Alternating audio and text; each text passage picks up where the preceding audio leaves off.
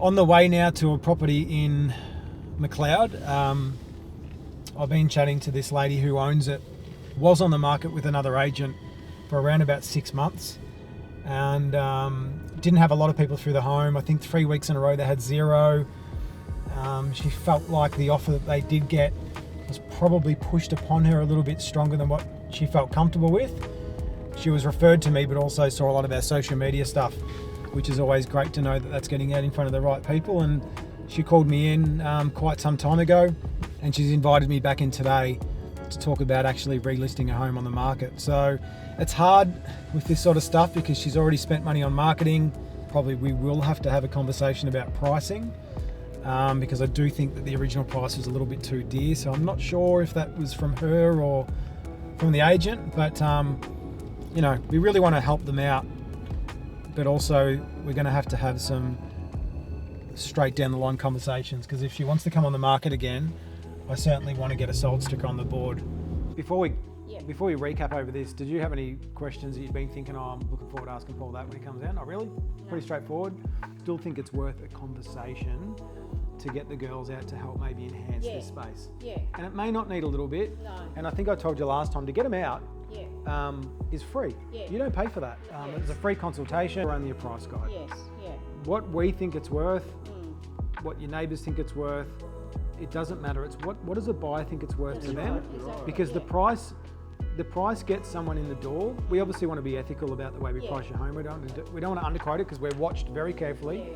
Yeah. We want to make sure that we're pricing it around similar sales, put out to the market and say, hey, based on these other sales, we feel that genuinely it's around this zone. And if you get enough people that agree with us, you'll actually see more numbers than maybe you've ever seen before come through your house, because everyone agrees with us. Yeah. If they don't agree and they think it's too dear, obviously what happened last time, no one comes through. Yeah, that's right. If in the event it went on the market and the buyers think it's too low, we get a crowd. Yes. We don't really want that either. No. We want to be in that sweet spot where buyers go, photos and price make sense to what I can see. Yeah. I'm putting that on my shopping list on Saturday. Yeah. And if they think that, more than likely, other buyers will think the same thing. Yeah. And it gives us a good opportunity to showcase your house, the trades. Yeah. It just sucks because you've got to do it again. And it's a tough pill to swallow because you've lost 1681 of your savings and you've got nothing. So that's why the way we want to set this campaign up, that if we're going to set it up in a situation where we're going to get a result. Yeah. We're going to give ourselves the best chance of getting a result. You know what I mean? We want to sell. So brochures, there's probably still one in there as well. You may have seen them from last time. Yep. Oh, yeah. Yep. It's always nice to hand a brochure. No one will walk through your home and read this brochure like a map. Brochures are for afterwards. Yeah. People will take this home. Oh, so they're the brochures you leave. Yeah, so when people walk through your door and we introduce ourselves to them and say hello, we hand them a brochure. People like to be given something. Yeah. But they don't walk around the house reading it. It's if they go to 10 opens on a Saturday and you're shortlisted on their 3, this will not leave their kitchen bench at night. It will always be there until they get rid of the second. We've got down to 2, you know what I mean? Yeah. So brochures are a reminder for good buyers after hours. Copywriting, Emily will come through. She'll rewrite the ad. She'll make it sound new. Yeah, you've got a lot of key points here that are features. We can add all those in. Yeah.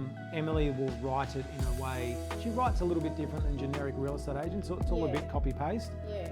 But she likes to write it in her own sort of language. That's what I feel this needed because of the facade, which is an older facade, whereas inside it's modern, updated. Yeah.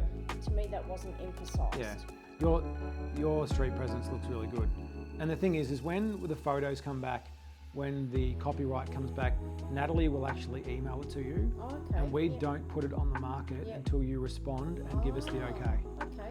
So it's not just, well, it's 2 things. One, you're paying for your marketing. Yeah. You have a say in it. Yeah.